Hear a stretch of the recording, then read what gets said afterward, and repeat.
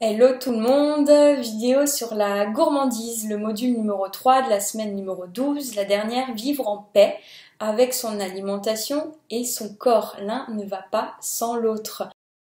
Avant de vouloir être en paix avec votre alimentation, il faut l'être avec votre corps, au cas où ce n'était pas clair. La gourmandise, en fait, est-ce que c'est un vilain défaut? Tout dépend de la définition que vous donnez à la gourmandise. Il y a certaines cultures qui attribuent la gourmandise à être un glouton, à manger plus qu'à sa faim, à déborder. Et il y a d'autres cultures qui définissent la gourmandise comme être un gourmet, avoir un nez fin, un palais développé et savourer les bonnes choses. Donc il n'y a vraiment pas de mal à cela, vous l'aurez compris. J'encourage même d'être gourmand, je suis une grande gourmande. Après, on peut être un glouton et un gourmet dans le même repas. Donc c'est bien de distinguer en fait les deux et se dire bon bah là j'ai faim, par exemple je vais manger et bah je n'ai plus vraiment faim, c'est plus une faim physique mais je suis gourmand, ça apporte des bonnes choses à mon palais, j'ai envie de poursuivre l'acte alimentaire. Ok, je savoure, je prends toutes les sensations nécessaires, donc cette gourmandise là n'a vraiment aucun mal, aucun aspect négatif du tout. Par contre, si on ne savoure pas cette bouchée supplémentaire, ces bouchées de gourmandise, réellement, si on culpabilise, on peut alors passer dans le foutu pour foutu tant qu'à faire et demain j'arrête tout ça. Et là, on va passer en mode glouton, manger trop vite, manger la bouche pleine en discutant, en faisant autre chose. Et là, effectivement, c'est là où la gourmandise peut avoir quelques effets négatifs et là où elle va effectivement, si elle est répercutée sur plusieurs moments, à une fréquence assez rapprochée, pourra vous faire prendre du poids. Et je sais que ce n'est pas ce que vous souhaitez. Être gourmand, gourmet, pas de souci à la fin du repas, du tout. Et je vous souhaite même d'être gourmand, gourmet tout au long de votre repas. Dès que vous sentez, là c'est juste histoire de, là c'est juste parce que je suis énervée, alors j'ai encore envie d'un bout en plus, parce que on sait que ça peut se faire un peu de mal aussi, on sait qu'on risque de prendre du poids, pas lors d'un seul repas, hein. Mais si on le fait à chaque repas pendant une période où on n'est pas bien, on va passer au glouton, au gourmand glouton, et là ça va être de trop. Et ce que je voulais dire, souvent quand vous mangez aussi énervé, il se peut que le cerveau il retient même pas ce que vous avez mangé.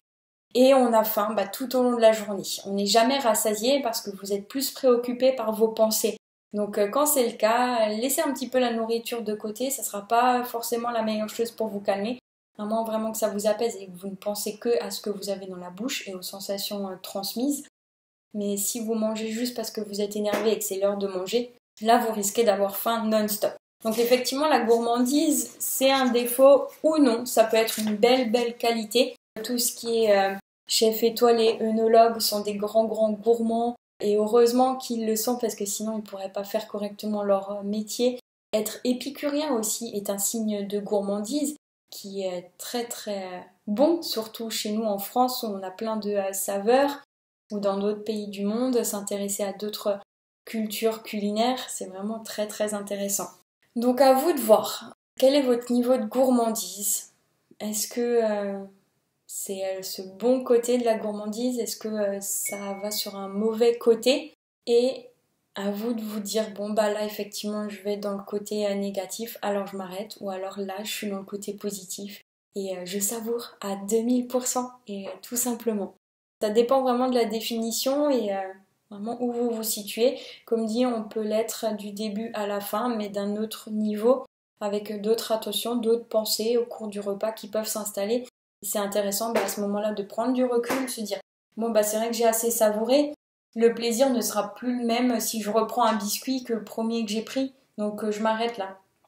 Et après, au niveau de l'alimentation par la suite, quand vous voudrez voir un petit peu si le poids diminue, je vous invite vraiment à manger aux 3/4 de la satiété. Je me répète encore, mais préparez-vous quelque chose que vous aimez avec des légumes, verts, peu importe, des choses plus légères.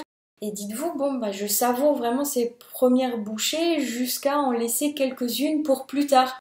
Et voir est-ce que ça vous a suffi ou non. C'est à force d'essayer de voir est-ce que vous mettez trop dans vos assiettes et est-ce qu'on pourrait pas laisser un petit peu pour plus tard.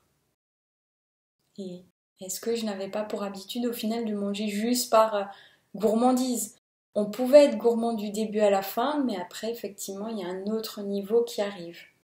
En espérant avoir été clair, c'est vraiment propre à chacun, mais vous pouvez déjà constater qu'il y a différents niveaux de gourmandise et voir auprès duquel vous voulez vous arrêter de manger pour la suite. Après, là, pour les repas de fête, soyez gourmand du début à la fin. Laissez aussi un petit peu d'appétit en amont des repas. Pas de trop. On peut très bien prendre une orange, un fruit avant d'aller manger.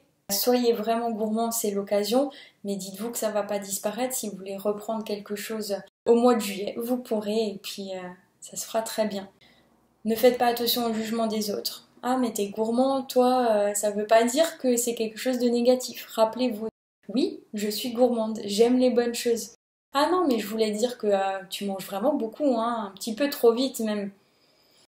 C'est ton avis, ça reste le tien, moi j'ai savouré, ou alors effectivement ça vous permet de prendre conscience en ayant regardé le rythme des autres personnes à votre table, leur manière, leur comportement au niveau de l'alimentation, que oui, peut-être que vous n'avez pas savouré comme vous auriez pu et qu'il y a peut-être un peu de travail encore à faire là-dessus. Mais il n'y a pas de mal du tout, c'est intéressant juste.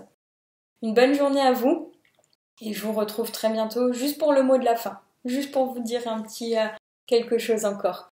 Une bonne journée et à bientôt. Salut!